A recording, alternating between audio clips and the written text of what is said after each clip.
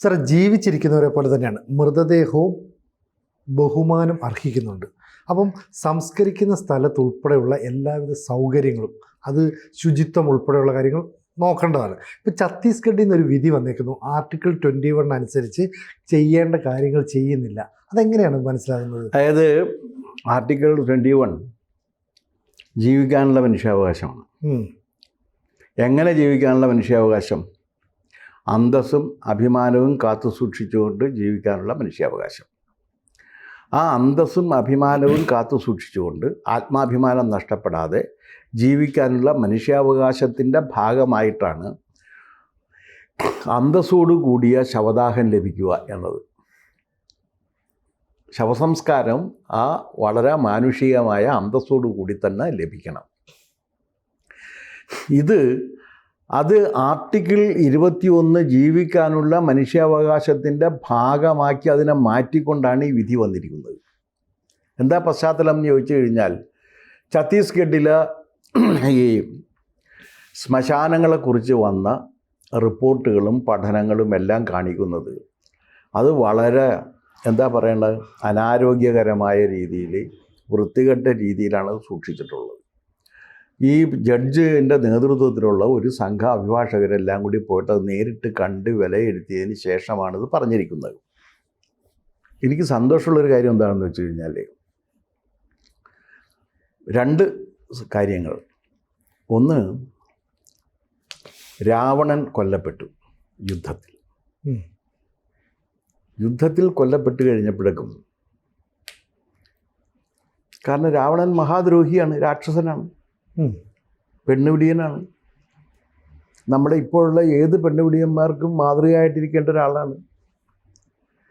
രാഹുൽ മാങ്കൂട്ടത്തിനൊക്കെ എപ്പോഴും മാതൃകയാക്കി സൂക്ഷിക്കാവുന്ന ഒരാളാണ് രാവണൻ. അപ്പോൾ പക്ഷേ രാമൻ പറയും, മരണം കഴിഞ്ഞു, അദ്ദേഹം അഗ്നിഹോത്രിയായിരുന്നു. ഇവിടെ ഈ മലയാളികൾ പ്രചരിപ്പിക്കുന്ന രീതിയിൽ രാവണൻ ദളിതനല്ല, മഹാബ്രാഹ്മണനാണ്. അഗ്നിഹോത്രയാഗം ചെയ്യാൻ അധികാരമുള്ള ബ്രാഹ്മണനാണ്. അച്ഛനും അമ്മയും ബ്രാഹ്മണരാണ്. വിശ്രവസിൻ്റെ കുലമാണ്. അതാണല്ലോ വൈശ്രവണനുമായിട്ടുള്ള അഭിപ്രായ വ്യത്യാസം. ഒരേ അച്ഛനാണല്ലോ രണ്ടുപേരുടെയും. അപ്പോൾ അങ്ങനെയുള്ള രാവണനെ ആ അർഹിക്കുന്ന രീതിയിലുള്ള ഒരു സംസ്കാരം നൽകണം എന്ന് പറഞ്ഞത് രാമനാണ്. ഇത് ഇന്ത്യയുടെ സംസ്കാരത്തിൻ്റെ ഭാഗമാണ് എന്നുള്ളതാണ് അതിൻ്റെ സവിശേഷത. ഒരാൾ മരിച്ചു കഴിഞ്ഞാൽ ആ മരണത്തിന് ശേഷം മൃതശരീരത്തോട് പ്രതികാരം ചെയ്യുന്നത് നമ്മുടെ സംസ്കാരത്തിന് യോജിച്ചതല്ല. അയാൾക്കൊരു ഡീസൻ്റായ ഫ്യൂണറൽ കൊടുക്കണം. ശവസംസ്കാര ശുശ്രൂഷകൾ അയാൾ അർഹിക്കുന്ന രീതിയിൽ അയാൾക്ക് ആ ഡെഡ് ബോഡിക്ക് ബഹുമാനത്തോടു കൂടി അത് കൊടുക്കണം എന്നുള്ളത് നമ്മുടെ ഭരണഘടന ഇപ്പോഴാണ് വ്യാഖ്യാനിച്ച് പറയുന്നതെങ്കിലും ഭാരതത്തിൽ അത് വിശേഷിച്ച് നമ്മുടെ രാമായണത്തിൽ അതിനെക്കുറിച്ച് പറയുന്നുണ്ട് എന്നുള്ളതാണ് ഒരു സന്തോഷകരമായ കാര്യം. മറ്റൊരു സന്ദർഭം ഞാൻ ഓർക്കുന്നത് കുരുക്ഷേത്ര യുദ്ധം. അപ്പോൾ ദുര്യോധനൻ ചത്ത് കിടക്കുകയാണ്. ചത്ത് കിടക്കുന്ന ദുര്യോധനൻ്റെ തലയിൽ ഭീമൻ ചവിട്ടുന്നുണ്ട്. ആ വൃത്തികേടാണ്. കൃഷ്ണൻ തടയുന്നുണ്ട്. തടഞ്ഞിട്ട് പറഞ്ഞ്, നീ ഈ സംസ്കാരശൂന്യമായ പ്രവൃത്തി ചെയ്യരുത്. കാരണം അദ്ദേഹം ഒരു രാജാവായിരുന്നു. അദ്ദേഹത്തിന് ശരിയെന്ന് തോന്നിയ മാർഗത്തിലൂടെ ജീവിച്ചാണ്. ആ മാർഗം ശരിയായിരുന്നില്ല എന്നാണ് നമ്മുടെ അഭിപ്രായം. അത് ശരിയാണ്. പക്ഷെ അങ്ങർക്ക് ശരിയെന്ന് തോന്നിയ ഒരു മാർഗത്തിലൂടെ ജീവിച്ച് യുദ്ധം ചെയ്ത് ആ യുദ്ധക്കളത്തിൽ മരിച്ച് വീണ് കിടക്കുന്ന ഒരാളോട് പ്രതികാരം ചെയ്യരുത്. മരണത്തിന് ശേഷം പ്രതികാരം പാടില്ല. ഭീമൻ ആ വൃത്തികളും ചെയ്ത്. പാണ്ഡവരുടെ ധർമ്മത്തെക്കുറിച്ച് പറയുമ്പോൾ ഭീമൻ്റെ ഈ വൃത്തികേട് കൂടി കാണാതിരിക്കരുത്. 2ാം ഊഴക്കാരനായി പോയതിൽ MT വാസുദേവൻ നായർക്ക് വലിയ വിഷമമുണ്ടെങ്കിലും മഹാവൃത്തികേടട്ടവനായിരുന്നു എന്ന കാര്യത്തിൽ എനിക്ക് സംശയമൊന്നുമില്ല.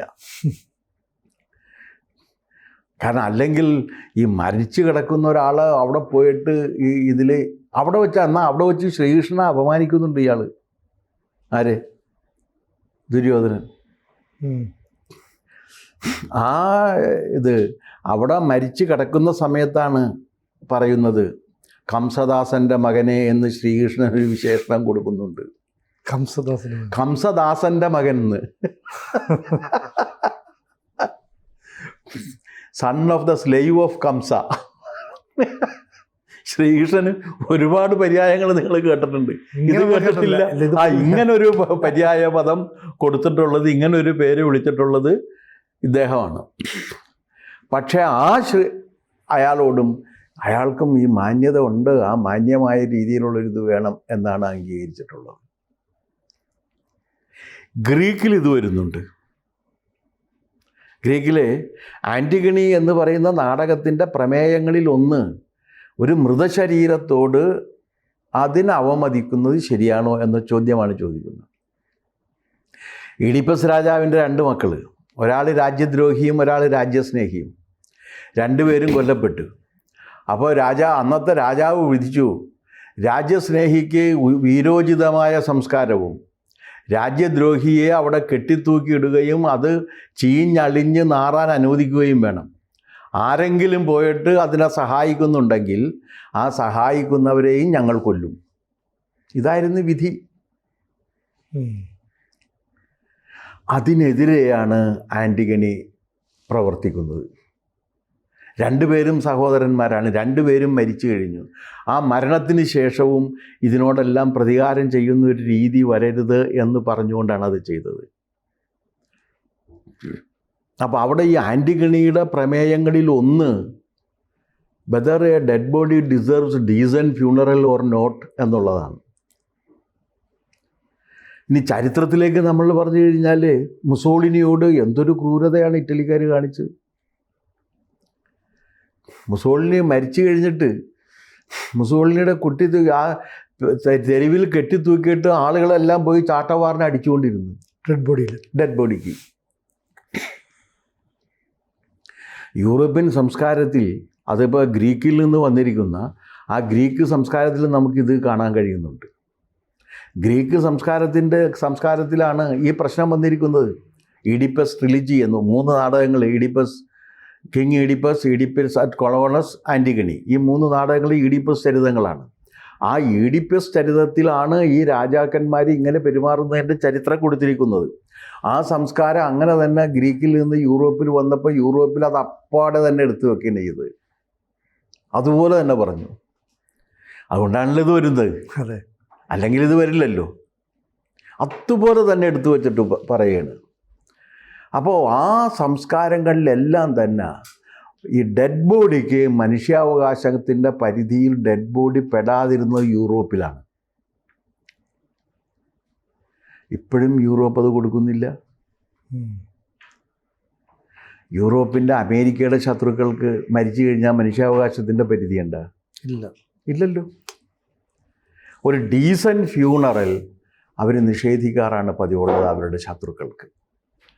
ശത്രുക്കളായി തൻ്റെ ഭാര്യയെ തന്നിൽ നിന്ന് അകറ്റിക്കൊണ്ട് മോഷ്ടിക്കുകയും തന്നെ പരമാവധി കഷ്ടപ്പെടുത്തുകയും രാജ്യത്തിനും ലോകത്തിനും അപകാരം ചെയ്യുകയും ചെയ്ത ഒരു മനുഷ്യൻ മരിച്ചപ്പോഴാണ് പറഞ്ഞത് അയാൾ അഗ്നിഹോത്രി ആയിരുന്നു, അയാൾക്ക് മരണം കഴിഞ്ഞിരിക്കുന്നു, ഇനി അയാളുടെ പ്രതികാരം പാടില്ല എന്ന്.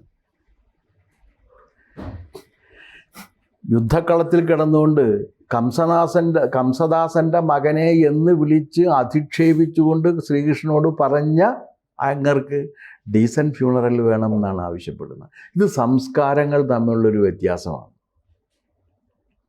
അപ്പോൾ ഇന്ത്യൻ സംസ്കാരത്തെക്കുറിച്ച് പഠിച്ചിട്ടുള്ള, രാമായണവും മഹാഭാരതവും ഒക്കെ വായിച്ച് മനസ്സിലാക്കിയിട്ടുള്ള ഒരാളെ സംബന്ധിച്ചിടത്തോളം സുപ്രീം കോടതി, ഛത്തീസ്ഗഡ് ഹൈക്കോടതിയുടെ ഈ വിധി ഒരു വലുതായിട്ട് തോന്നുന്നില്ല. പക്ഷേ അത് വലുതാകുന്നത് എങ്ങനെയാണെന്ന് വെച്ച് കഴിഞ്ഞാൽ ഈ കാലത്ത് അത് പറയുമ്പോൾ ഇതിനിങ്ങനെ ഒരു ചരിത്ര പശ്ചാത്തലം ഉണ്ട് എന്ന് നമുക്ക് പറയാൻ കഴിയുന്നു.